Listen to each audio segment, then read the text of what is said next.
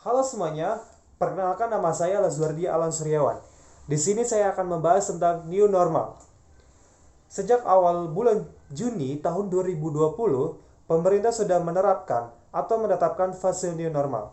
Hal ini sebagai langkah untuk memulihkan ekonomi Indonesia. Bagi yang belum tahu apa sih itu new normal, apa sih pentingnya itu new normal, apa sih resikonya jika tidak menerapkannya, mari kita simak video berikut ini. New normal. New normal adalah kegiatan normal yang diterapkan saat pandemi. Cara menghadapi new normal saat pandemi COVID-19 dengan cara diam di rumah atau stay at home. Kenapa new normal begitu penting? Menteri Koordinator Bidang Perekonomian Airlangga Hartarto menjelaskan, alasan new normal diterapkan dari sisi ekonomi.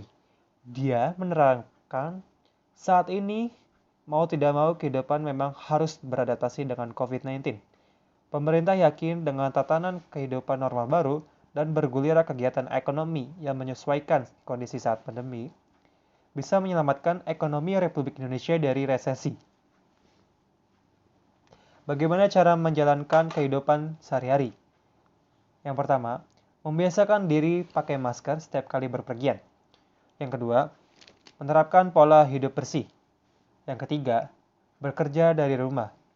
Keempat, gunakan teknologi untuk kehidupan sehari-hari. Yang kelima, selalu patuhi protokol kesehatan. Apa resikonya bila kita tidak menjalankannya? Yang pertama, virus corona akan menyebar ke orang-orang yang tidak mengikuti aturan pemerintah. Terus, ekonomi pun menurun. Akan mendapatkan sanksi dari pemerintah jika kita melanggar. Dan tanpa kita sadari, kasus jumlah positif di Indonesia pun terus meningkat. Apa saja yang harus dilakukan supaya new normal bisa sukses dijalankan? Tribunbali.com, yang pertama itu dari berdamai dengan keadaan. Maksudnya yaitu, menurut psikolog klinis Adam Borland, salah satu bagian terpenting agar sukses beradaptasi dengan new normal adalah menerima kenyataan bahwa hal ini juga baru bagi semua orang. Meski ada rasa kecewa atau frustasi yang kita rasakan, Borland menyarankan agar kita tetap berusaha untuk melewati proses adaptasi ini dengan mempertahankan rutinitas harian.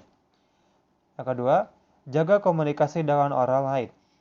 Rasa kecewa dan frustasi adalah hal yang tidak bisa kita hindari di situasi saat ini. Kita bisa dengan mudah terbawa emosi negatif, terutama perasaan terisolasi dan kesepian, katanya. Untuk mengatasi, cobalah untuk mengkomunikasi apa yang kita rasakan kepada teman atau keluarga.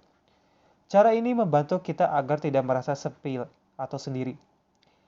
Hal yang sama juga berlaku dalam dunia kerja. Agar pekerjaan tetap lancar, kita juga harus memiliki komunikasi yang lancar dengan atasan dan rekan kerja kita. Dengan cara ini, kita bisa mendiskusikan dan mencari solusi dari hambatan-hambatan pekerjaan yang kita alami. Yang ketiga, pertahankan keseimbangan emosi. Memang sulit menyeimbangkan emosi kita, namun keseimbangan emosi sangat diperlukan agar kita tetap tenang di situasi saat ini yang penuh dengan ketidakpastian. Selain itu, keseimbangan emosi juga turut menentukan kesehatan fisik kita. Untuk mencapai keseimbangan emosi, yang perlu kita lakukan adalah mengidentifikasi perasaan kita tanpa melakukan penghakiman. Yang keempat, fokus pada masa kini. Sangat sulit untuk berfokus pada masa kini, karena banyak orang yang memiliki spekulasi dan kekuatan tentang apa yang akan terjadi di esok hari.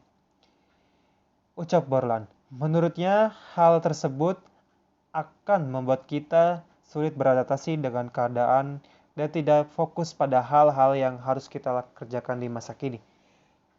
Biarkan segala sesuatu yang terjadi, hal yang perlu kita lakukan adalah fokus pada masa kini dan pengerjaan apa yang harus kita selesaikan. Apa saja tips-tips sukses dalam new normal? Yang pertama, masyarakat harus disiplin dalam mematuhi aturan dari pemerintah. Yang kedua, selalu mencuci tangan saat menyentuh benda apapun. Yang ketiga, selalu menggunakan masker. Keempat, selalu jaga jarak. Pesan dari gambar yang ini yaitu, selalu sehat, aman, dan tenang. Selalu mencuci tangan, selalu di rumah saat Anda kondisi tidak baik, dan jangan menyentuh wajah Anda. Thank you. Sekian dari video saya. Semoga bermanfaat. Sampai jumpa.